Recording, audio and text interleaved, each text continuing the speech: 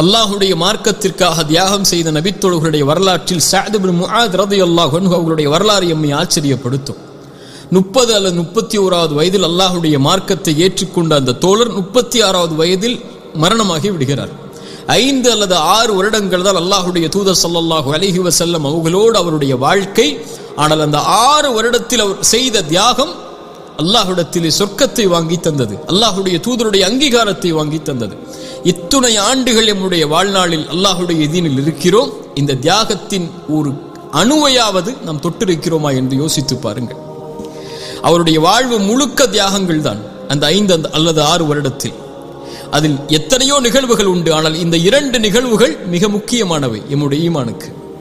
சஅத் இப்னு முஆத் அன்சாரி தோழர், அதுவும் அவுஸ் கோத்திரத்தாருடைய தலைவர், அன்சாரிகளுடைய தலைவர். அவர் ஒரு தலைமைத்துவ பண்பை கொண்டிருப்பவர். யூதர்களோடு, மக்காவாசிகளோடு, மதீனாவாசிகளோடு மிகப்பெரிய